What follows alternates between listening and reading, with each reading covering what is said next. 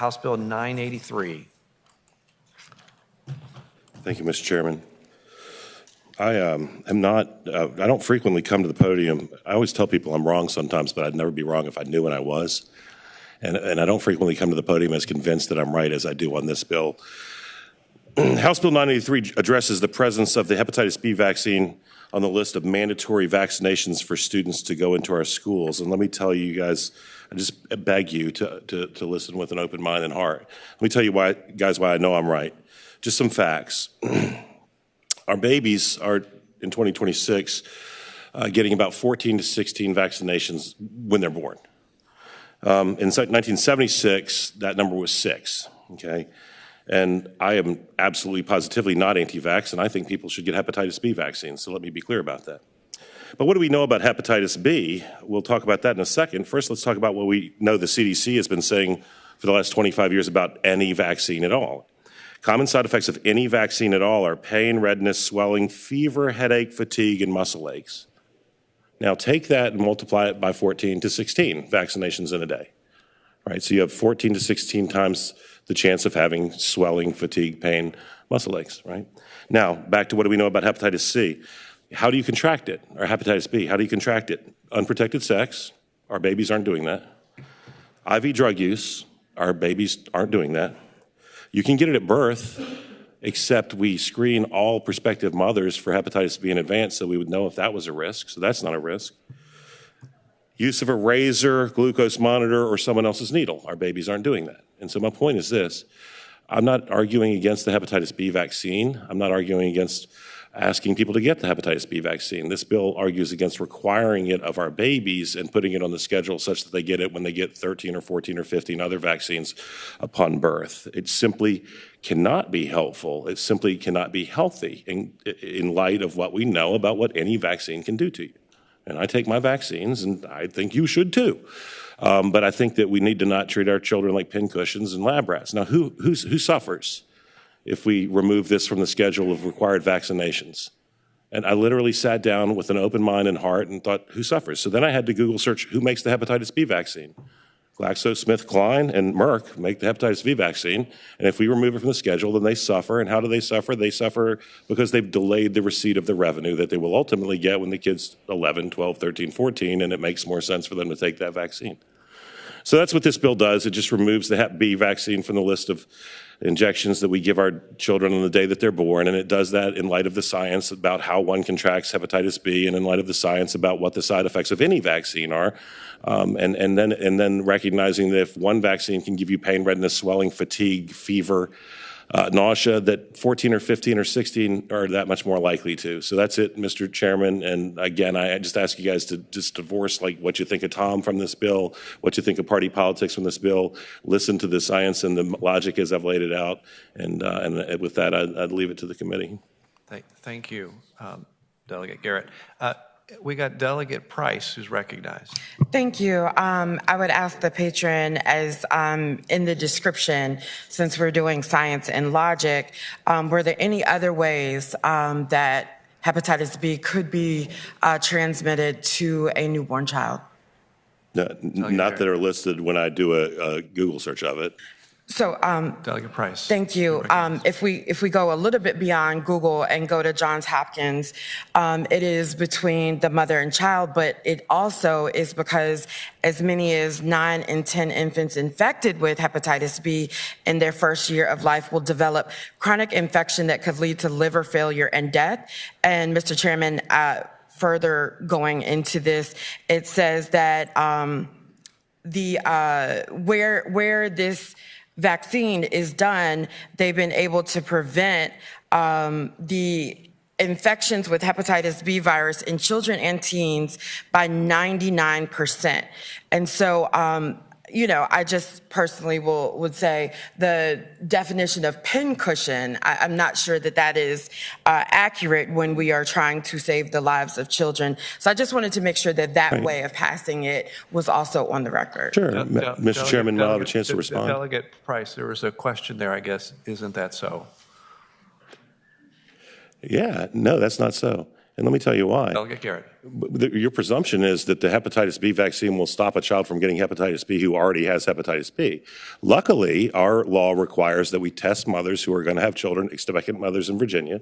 Everything you said is absolutely true, and it's tragically endemic and epidemic to the third world where these sorts of things aren't done. In fact, about 60% of hepatitis B cases in America are people who are migrants to our wonderful nation, which is, that's unfortunate. We have good laws in place to test in vitro or test mothers while the baby's still in vitro so that we can take appropriate actions. That's why I dismiss transmission of birth from the causes, because the laws already exist. But your points are all valid if we didn't already do the things we do. Delegate Downey.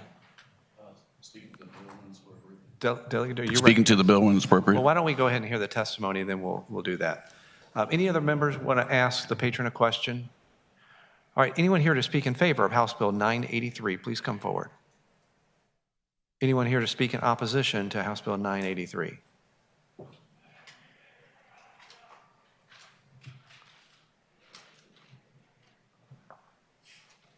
Good morning. Good morning. Hi, thank you so much for having me. I'm Dr. Ashley Zelenak. I am a pediatrician here in Richmond, Virginia, and I am representing the Virginia chapter of the American Academy of Pediatrics in opposition to this bill. So first I would just like to say, as I'm sure Dr. Downey is also going to let you know, that yes, we do screen mothers for hepatitis B, but there is a population, you won't, if they have it at the actual time of delivery, you are screened prior to delivery. So you will miss people that are actually positive when they have their babies because they were screened earlier on. So, and if they're born prematurely, they may not have been screened because the time for screening is earlier. So, or is later, sorry, and they were born earlier. There has been a lot of discussion, I realize, around hepatitis B, especially after ACEP changed their recommendations in December. But I would like to echo with the American Academy of Pediatrics and what science has showed us, and that is that there is no new concerning information about the hepatitis B vaccine that has prompted this change, nor has the children's risk of contracting hepatitis B changed. It is a serious and life-threatening infection. 90% of the babies infected at birth with hepatitis B will develop chronic hepatitis B infection, and 25% of those babies will die prematurely. The AAP continues to recommend that newborns get their first dose vaccine within 24 hours. It is one shot, and their additional dose be given at 1 to 2 months, and then again at 6 to 18 months. This recommendation is based on science and has been endorsed by 12 of the leading medical and healthcare organizations. The vaccine works, and since ACEP has recommended a universal birth dose in 1991, the annual infection rate among infants and children have dropped, as we mentioned, by 99%, from 16,000 to less than 20 infants. Removing this requirement would have devastating consequences. Virginia's current list of recommended immunizations includes the hepatitis V vaccine and is driven by science and is data-driven, and we strongly urge the subcommittee to vote no to this bill and to ensure that Virginia remains evidence-based and that we do what's best for our children. And I would also just like to say that no child ever gets 14 to 16 shots in one day. Thank you. Thank you very much. Delegate Chin, did you have a question for the witness? I just wanted to speak to the bill, Mr. Chair, at an appropriate time. I just want to comment because I know that our current statute is based on science. You know how I know that? Because you know how I know that the current statute that we have for all the schedules of immunizations is based on science? You know how I know? I don't know. How do you know, sir? Because I wrote the law, and it was based entirely on what science is telling us. Sure. So I'm going to turn to Dr. Downey because he wanted to get in the queue, and then I will turn to Delegate Shin.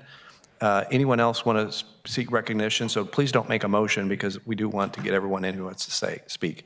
Delegate Downey, you're recognized first. Thank you, Mr. Chair. Speaking to the bill.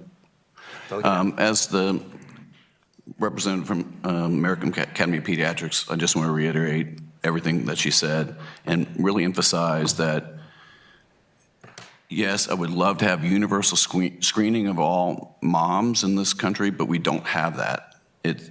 There are so many people that fall through the cracks. If we want a universal health system like we have in other countries and across the world, Denmark, where this supposedly legislation is being based upon, they have universal health care. We don't have that in the Commonwealth or this country.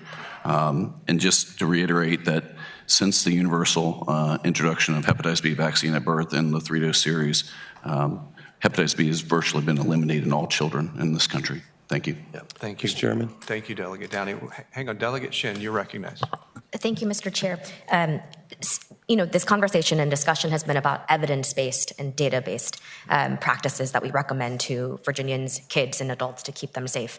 What I wanted to just call out, because I didn't want it to go uncontested, was the comment from the patron scapegoating migrants in our communities for bringing hepatitis B into our community, because that is not data-backed or science-backed, and that is just xenophobic rhetoric that continues to blame a community for something that isn't theirs to carry, and I just wanted to make sure that we called that out for what it was. Offensive is the word.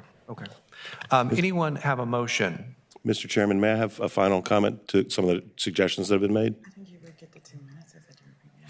You want to do that? Yeah, sure. Delegate. Lay on the table is non-debatable. Yeah. Whatever you want to do.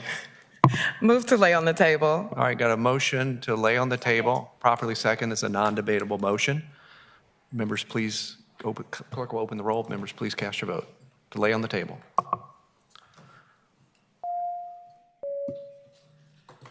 All members have voted. Clerk will please close the roll. House Bill 983 is laid on the table by a vote of 8-1. Thank you. Thank you, guys. I would love to have a more thorough two-way discussion. So